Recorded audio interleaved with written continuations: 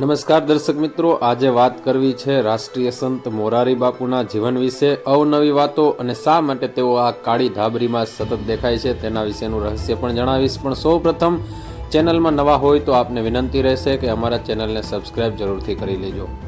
મોરારી બાપુના જીવનની વાત કરીએ તો મોરારી બાપુનો જન્મ 25 સપ્ટેમ્બર 1946ના રોજ સૌરાષ્ટ્રના ભાવનગર નજીક મહુવા તાલુકાના તલગાજેડા ગામમાં થયો હતો.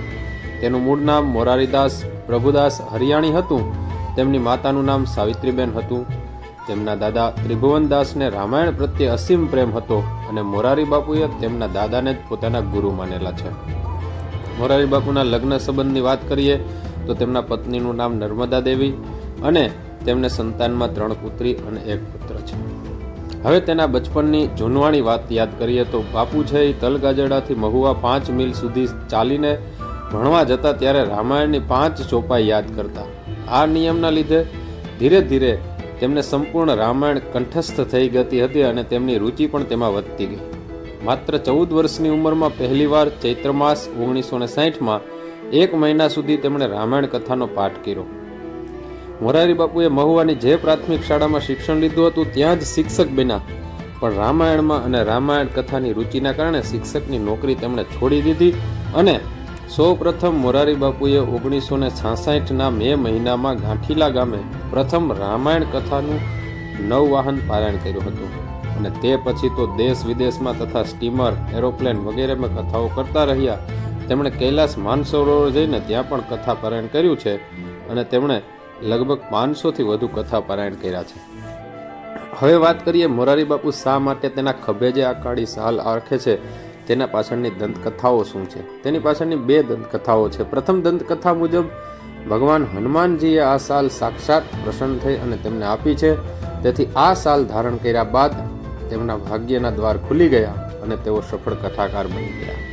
ત્યાર પછીની બીજી જે દંતકથા છે જે વધુ સચોટ લાગે છે, વધુ સત્ય લાગે છે એવી દંતકથા પ્રમાણે જૂનાગઢના ગિરનારની ગોદમાં એક સિદ્ધ સંતે મોરારી બાપુને આ ધાબડી છે, આ શાલ છે એ આપી છે. ગિરનાર પર સાધના કરતા આ સિદ્ધ સંત મોરારી બાપુની રામ ભક્તિથી ખુશ થયા અને મોરારી બાપુ એ વખતે યુવાન વયના હતા. યુવાન વયના આ મોરારી બાપુની રામ ભક્તિથી ખુશ થઈ અને આ શાલ તેમને ભેટમાં મળી. કાળી શાલ મળતા જ મોરારી બાપુના નસીબ ઉઘડી ગયા. તેમની કથામાં લોકોની ભીડ જામવા માંડી. બાપુ સાથે કાળી શાલ આજે એક પ્રતીક બની ગયું છે જે તમે ચિત્રોમાં પણ જોશો અને મોરારી બાપુ ગમે ત્યાં જાય આ કાળી શાલ પોતાની પાસે રાખે છે. પણ એક ઇન્ટરવ્યુમાં મોરારી બાપુએ આ કાળી શાલના ચમત્કારોને નકારી કાઢે છે. હવે સત્ય તો મારો રામ જ જાણે. વાત કરીએ મોરારી બાપુનું આજનું જે ઘર છે તલગાજરડાની, તો ચિત્રકૂટના નામે ઓળખાય છે. ત્યાં સંગીતની દુનિયા નામે એક લાઇબ્રેરી પણ આવેલી છે. ભાવનગરના મહુવા પાસે તલગાજરડા આ ગામ આવેલું છે અને આજે મોરારી બાપુના ગામ તરીકે પણ ઓળખાય છે. એક યાત્રાધામ બન્યું છે. ચિત્રમાં તમે જોવો છો તે વડ વિશે પણ એક અલગ જ કહાની છે. એ વડલો ઐતિહાસિક છે. અહીં ચિત્રકૂટ ધામ વ્યવસ્થિત તૈયાર કરવામાં આવ્યું છે. મોરારી બાપુએ ખૂબ જ જાતે, જો ચિત્રમાં દેખાય એવી રીતે પોતાની જાતે ઈંટો આપી, પોતાની જાતે મહેનત કરી અને આ ચિત્રકૂટ ધામ તૈયાર કર્યું છે. તેમણે ચિત્રકૂટ ધામ પ્રત્યે લગાવ એટલો છે કે સૌ પ્રથમ તેમના દાદાજી પાસેથી તેઓ તુલસી પારાયણ જે છે એના તમામ પાઠ છે, તેના તમામ અધ્યાય છે એ આ જ વડની છે, આ જ જગ્યા પર શીખ્યા હતા. આજે સરસ એવો વિકાસ, શાંત રમણીય વાતાવરણ તમને જોવા મળશે. હમણાં જ મેં ત્યાં મુલાકાત લીધેલી છે.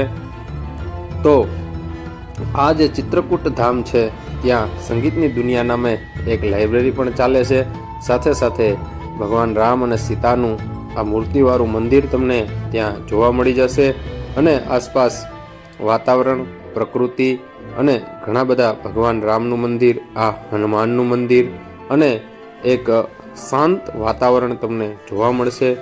આમ જોઈએ તો ઐતિહાસિક એક આમ નગરી તમને કંઈક અહેસાસ થશે અને આ ઐતિહાસિક એના વડનું ચિત્ર કે જ્યાં બેસીને સૌ પ્રથમ મોરારી બાપુએ જે રામાયણના પાઠ કર્યા હતા એ એના મોરારી બાપુની દરેક કથામાં જોવા મળતા સિમ્બોલિક હનુમાનજીની મૂર્તિ, હનુમાનજીનું મંદિર પણ તમને ત્યાં દેખાઈ જશે. ખૂબ જ શાંત વાતાવરણમાં ઘણા બધા લોકો ત્યાં બેસી અને રામાયણની ચોપાઈઓ પણ કરતા હોય છે. અવિરત તમને ચા પાણી એની પ્રસાદી સતત ચાલુ હોય છે. તો એકવાર તલગાજરડાની મુલાકાત લેજો. આજની માહિતી તમને કેવી લાગી એ જરૂરથી કમેન્ટમાં બતાવજો. આવા જ અવનવા વિડીયો જોવા માટે જોતા રહો all in one knowledge and fan. આભાર. જય શ્રી રામ.